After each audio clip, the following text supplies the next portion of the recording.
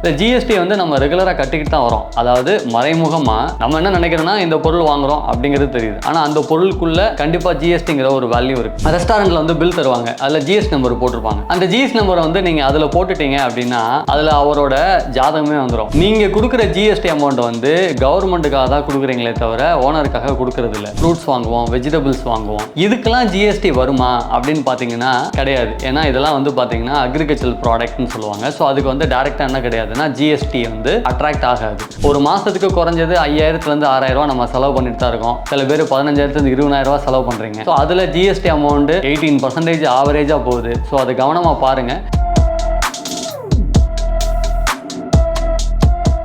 SME internet வியாபாரிகளின் நண்பன். வியாபார கடனுக்கு சொத்து அடமானம் தேவையில்லை. மார்க்கெட் வட்டியில் பாதி மட்டுமே, பிடித்தமில்லாத முழு கடன் வசதி. தொடர்புக்கு 9884400634 9600522282.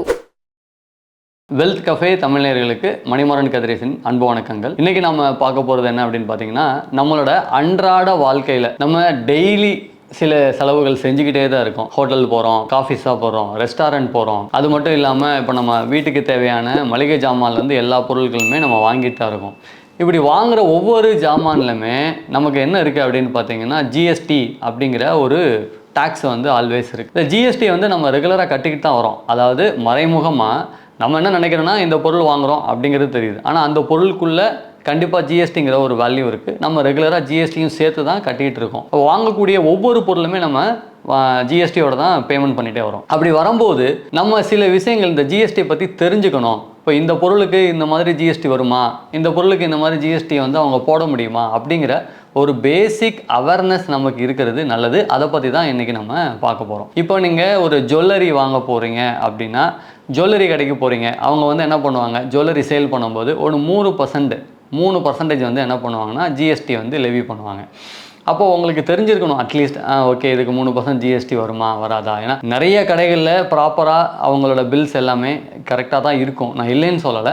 பட் இருந்தாலும் நம்ம தெரிஞ்சுக்கிறதுனால தவறு ஒன்றும் இல்லை. ஏன்னா நம்ம அன்றாட வாழ்க்கையில் இந்த விஷயங்களை நம்ம சந்திச்சுக்கிட்டே இருக்கோம். நம்ம ஃப்ரெண்ட்ஸோட நிறையா ரெஸ்டாரண்ட் போவோம், சாப்பிடும்போது என்ன பண்ணுவோம்னா பில்ஸ் வரும். ஆனால் பில்ஸை எந்த ஃப்ரெண்ட்ஸுமே என்ன பண்ண மாட்டோம்னா பார்க்கவே மாட்டோம்.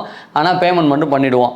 எந்த ஃப்ரெண்ட்ஸு பேமெண்ட் பண்ணணும்னு சண்டை தான் போட்டுட்டு டக்குன்னு கிரெடிட் கார்டையோ இல்லை பேங்க்கில் ஏதோ கேஷோ பண்ணிட்டு போயிடுவோம். ஸோ கடைசி வரைக்கும் அந்த பில்ஸை நம்ம வெரிஃபை பண்ணுறதே கிடையாது. ஏன் நான் சொல்கிறேன் அப்படின்னா, நீங்கள் வெரிஃபை பண்ணணும். இப்போ ரீசெண்டாக நானும் என் ஃப்ரெண்ட்ஸ் எல்லோரும் வந்து ஒரு ஹோட்டல் போயிருந்தோம், சாப்பிட போயிருந்தோம். ஸோ அங்கே போயிருந்தப்போ அவங்க பில்ஸும் கொடுத்தாங்க. ஸோ பில்ஸ் நாங்கள் 3 பேருமே கவனிக்காமல் பேமெண்ட் என்னோட நண்பர் வேகமாக பேமெண்ட் பண்ணிட்டு நான் கை கழுவிட்டு வர்றதுக்குள்ளே ஒரு பேமெண்ட் பண்ணிட்டு வெளில வந்துட்டார். ஸோ அவ்வளோ அவசரம் அவருக்கு. பட் இந்த பர்டிகுலர் டைமில் என்னாச்சு அப்படின்னா, இன்னும் அந்த பில்ஸ் எங்கே வேணால் அவனுக்கு கொண்டு போயிட்டான். இல்லை பில்ஸ் கொடுப்பா நான் பார்த்துக்கிறேன்னு சொல்லிட்டு ஒரு தடவை பில்ஸை வாங்கி பார்க்கும்போது என்னாச்சு அப்படின்னா, ஜிஎஸ்டி வந்து யூஸ்வலாக 5% சார்ஜ் பண்ணோம். அப்படிங்கிறப்போ அவங்க வந்து 18% சார்ஜ் பண்ணியிருக்காங்க. அப்போ இந்த இடத்துல என்னையா 5% தானே, ஏன் 18% சார்ஜ் பண்ணீங்க அப்படின்னு கேட்கும்போது, இல்லை சார் அது என்னென்னு ஒரு கலவரமாச்சு, அவங்களுக்குள்ளே போனாங்க, மேனேஜ்மெண்ட்டை பேசினாங்க, அப்படி இப்படின்னு பார்க்கும்போது கடைசியில் இல்லை சார் அது பிரிண்டிங் மிஸ்டேக் ஆயிடுச்சு சார், சம் இஷ்யூ சார், நாங்கள் இப்போ தான் பிரிண்டிங்க்கு சொல்லியிருக்கோம், அதாவது சாஃப்ட்வேர் பீப்புள்கிட்ட சொல்லியிருக்கோம். அந்த மாதிரி நிறைய அவங்க வந்து அவங்களுக்குள்ளே பேசினாங்க. அப்புறம் திரும்ப வந்து இல்லை சார் இந்த ப்ராடக்டோட வேல்யூவே இவ்வளோ தான், கரெக்டாக தான் இருக்குது, பிரிண்டிங் தான் மாறி இருக்குது அப்படி இப்படின்னு சொல்லிட்டு சமாளித்தாங்க. பட் இதை வந்து இப்போ நான் பார்த்தேன், அதனால் நான் கேட்டேன். பட் இதே இதை பார்க்கல அப்படின்னா கண்டிப்பாக நானும் கேட்டிருக்க மாட்டேன். இப்போ அங்கே ஹோட்டலில் நிறைய பேர் சாப்பிட்டுட்டு இருந்தாங்க, அவங்களும் கேட்டிருப்பாங்களா அப்படிங்கிறது எனக்கு தெரியல. ஸோ அப்போ என்னென்னா, நிறைய விஷயங்கள் வந்து அவங்களோட தவறுதலாகவும் இருக்கலாம், இல்லை தப்பாகவும் இருக்கலாம், அதை ஏமாற்றணும் அப்படிங்கிற நோக்கத்தோடையும் இருக்கலாம். இது நமக்கு தெரியாது. ஸோ நம்ம அந்த இடத்துல ஏமாற வேணாமே. நம்ம என்ன பண்ணணும்னா, கொடுக்குற பில்லை ஒரு தடவை வெரிஃபை பண்ணணும்.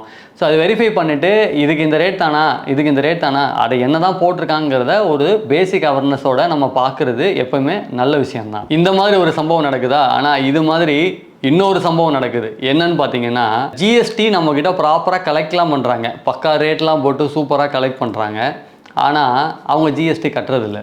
அது எப்படி ஐடென்டிஃபை பண்ணுறது? யூஸ்வலாக பார்த்தீங்கன்னா நம்ம ப்ளே ஸ்டோரில் என்னென்னமோ ஆப் வச்சுருக்கோம், நிறையா ஃபோட்டோ எடுக்கிறதுக்கு ஆப் வச்சுருக்கோம், வாட்ஸ்அப் ஆப் வச்சுருக்கோம். அது மாதிரி ஒரே ஒரு ஆப் மட்டும் இன்னொன்று எக்ஸ்ட்ரா ஒன்று வச்சுக்கோங்க. அது ஐஆர்ஐஎஸ் பெரிடாட் அப்படின்னு சொல்லுவாங்க. ப்ளே ஸ்டோர் போனீங்கன்னா ஐஆர்ஐஎஸ் பெரிடாட் அப்படின்னு ஒரு ஆப் இருக்கும். அந்த ஆப்பை நீங்கள் டவுன்லோடு பண்ணிக்கிறீங்க அப்படின்னா, நீங்கள் அப்போ சப்போஸ் ஹோட்டல் போகிறீங்க, அந்த ஹோட்டலில் போய் அந்த ரெஸ்டாரண்ட்டில் சாப்பிட்றீங்க, ரெஸ்டாரண்ட்டில் வந்து பில் தருவாங்க, அதில் ஜிஎஸ்டி நம்பர் போட்டிருப்பாங்க.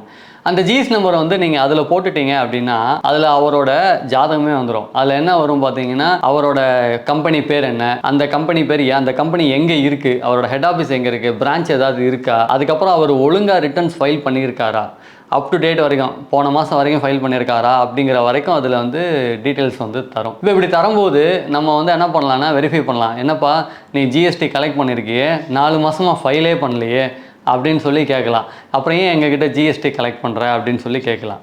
ஸோ இப்போது இந்த மாதிரியான அவரோட ஜிஎஸ்டி நம்பர் ஆக்டிவில் இருக்கா ஆக்டிவில் இல்லையாங்கிற வரைக்கும் அது வந்து கிளியராக அந்த சாஃப்ட்வேர் வந்து சொல்லும். ஸோ இந்த ஆப்பை வந்து நீங்கள் சும்மா ஜஸ்ட்டு யூஸ் பண்ணி பாருங்கள். ஏன்னா நம்ம ஏன் இதை பார்க்கணும் அப்படின்னு ஒரு கேள்வி கேட்கலாம். நீங்கள் கொடுக்குற ஜிஎஸ்டி அமௌண்ட்டை வந்து கவர்மெண்ட்டுக்காக தான் கொடுக்குறீங்களே தவிர ஓனருக்காக கொடுக்கறது இல்லை. அவங்களுக்கு கரெக்டாக ப்ராப்பராக கவர்மெண்ட்டுக்கு போய் சேருதா அப்படிங்கிறதும் நம்ம வெரிஃபை பண்ணணும். ஸோ கவர்மெண்ட்டு போகாத பணத்தை இவருக்கு ஏன் வச்சுக்கணும்? ஸோ நீங்கள் கேள்வி கேட்குறதுக்கு உங்களுக்கு உரிமையும் இருக்குது. ஸோ அதனால் நீங்கள் அந்த ஆப்பை யூஸ் பண்ணுங்கள். யூஸ் பண்ணி நீங்கள் போகிற இடத்துல ஜஸ்ட்டு செக் பண்ணி பாருங்கள். 2 சம்பவம் பார்த்துட்டோமா, 3ஆவதா இப்படி ஒரு சம்பவம் நடக்கிறதுக்கும் வாய்ப்புகள் இருக்குது. அதனால் கொஞ்சம் கவனமாக நீங்கள் இருங்க. இப்போ நீங்கள் டிபார்ட்மெண்டல் ஸ்டோர் போகிறீங்க, மாதம் நம்ம என்ன பண்ணுறோம், ரெகுலராக பர்ச்சேஸ் பண்ணுறோம். அதான் மந்த்லி கிராசரி வந்து நம்ம வாங்குகிறோம். அப்போ வாங்கும்போது நம்ம என்ன பண்ணுவோம்னா ஃப்ரூட்ஸ் வாங்குவோம், வெஜிடபிள்ஸ் வாங்குவோம். இதுக்கெல்லாம் ஜிஎஸ்டி வருமா அப்படின்னு பார்த்தீங்கன்னா கிடையாது. ஏன்னா இதெல்லாம் வந்து பார்த்தீங்கன்னா அக்ரிகல்ச்சர் ப்ராடக்ட்னு சொல்லுவாங்க. ஸோ அதுக்கு வந்து டேரெக்டாக என்ன கிடையாதுன்னா ஜிஎஸ்டி வந்து அட்ராக்ட் ஆகாது. அப்போது சார் வேறு எதுக்கு வரும்? நிறைய எதுக்கு வரும், நிறைய எதுக்கு வேறு ரேட் வரும். இப்போ நீங்கள் கிராசரி போனீங்க அப்படின்னா நிறைய ப்ராடக்ட் இருக்குது, மசாலா இருக்குது, ஆயில் இருக்குது, பருப்பு இருக்குது, வகை, இது எல்லாத்துக்குமே ஜிஎஸ்டி வரும், வேறு ரேட் வரும். ஆனால் இதில் என்ன ஆகும் அப்படின்னா சம் மிஸ்டேக்காக உங்கள் வெஜிடபிள்ஸுக்கும் ஃப்ரூட்ஸுக்குமே கூட என்ன பண்ணியிருக்க வாய்ப்பு இருக்குது, ஜிஎஸ்டி போட்டிருக்கிற வாய்ப்பு இருக்குது. அப்போ அந்த பில்ஸ் வரும். ஒரு 30 ஐட்டம் நீங்கள் வாங்கியிருப்பீங்க. அந்த 30 ஐட்டத்தில் வந்து எதுக்கு என்னென்ன ஜிஎஸ்டி கலெக்ட் பண்ணாங்க அப்படின்னு சொல்லிட்டு அந்த ஒவ்வொரு கோட்லையுமே காமிப்பாங்க. இதுக்கு இவ்வளோ ஜிஎஸ்டி, இதுக்கு இவ்வளோ ஜிஎஸ்டி, இது இந்த ரேட்டு ஜிஎஸ்டி அப்படின்னு. அந்த ஜிஎஸ்டியில் ஃப்ரூட்ஸுக்கும் வெஜிடபிள்ஸுக்கும் போட்டிருக்காங்களான்னு ஒரு தடவை வெரிஃபை பண்ணுங்கள். அது மட்டும் இல்லாமல் இப்போ நீங்கள் நிறைய அந்த லூஸில் வாங்குகிற ஐட்டம்ஸ்க்கெலாம் வந்து பார்த்தீங்களா, லூஸ்னால் இப்போ நீங்கள் ரைஸ் வந்து லூஸில் வாங்குறீங்க, இல்லை பருப்புலாம் லூஸில் வாங்குறீங்க அப்படிங்கிறப்போ அதுக்கெலாம் வந்து என்ன வராதுன்னா ஜிஎஸ்டி வந்து அட்ராக்ட் ஆகாது. பேக்டு ஃபுட்ஸுக்கு மட்டும்தான் அட்ராக்ட் ஆகும். ஸோ அப்போ அந்த மாதிரி நீங்கள் லூஸில் வாங்கியிருக்கீங்கன்னா அதுக்கும் ஜிஎஸ்டி வராத மாதிரி பார்த்துக்கணும். ஸோ அப்போ அவங்க என்ன பண்ணியிருப்பாங்க, 2 கிலோ அப்படின்னு சொல்லிட்டு டேரெக்டாக பேக்டு ஃபுட்ஸ் மாதிரி போட்டு ஜிஎஸ்டி போடுறதுக்கும் வாய்ப்புகள் இருக்குது. ஏன்னா நிறைய பேர் என்ன பண்ணுவாங்கன்னா லூஸில் வாங்கி அதை வாங்குகிற பழக்கம் உண்டு. சில பேர் என்ன பண்ணுவாங்க பேக்டு ஃபுட்ஸாக வாங்குவாங்க. ஸோ பேக்டு ஃபுட்ஸுக்கு தான் மேக்ஸிமம் வரும். இது மட்டும் இல்லாமல் இந்த ரைஸு நிறைய பேருக்கு வந்து ரீசெண்டாக தெரியும், அந்த 25 kg வரைக்குமே வந்து பார்த்திங்கன்னா இப்போது டேக்ஸ் வந்துருச்சு. இப்போ நிறையா ரைஸ் பேக்கே வந்து 26 kg பேக் வந்துருச்சு. சில பேக் வந்து ஸ்டில் 25 kg பேக்கு தான் இருக்குது. இப்போ 25 kg இருக்கிற அந்த பேக்ஸ் வந்து பார்த்திங்கன்னா ஜிஎஸ்டி இருக்கும். 26 kgல இருந்து ஜிஎஸ்டி வராது. அப்போ நீங்கள் வாங்குகிற ரைஸ் பேக்கு அவங்க ஜிஎஸ்டி போட்டிருக்காங்களா அப்படிங்கிறதையும் நீங்கள் வெரிஃபை பண்ணுங்கள்.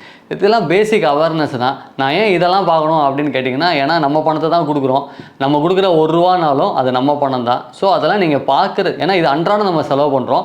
ஒரு மாதத்துக்கு குறைஞ்சது 5000லேருந்து 6000 நம்ம செலவு பண்ணிட்டு தான் இருக்கோம். சில பேர் 15000லேருந்து 20000 செலவு பண்ணுறீங்க.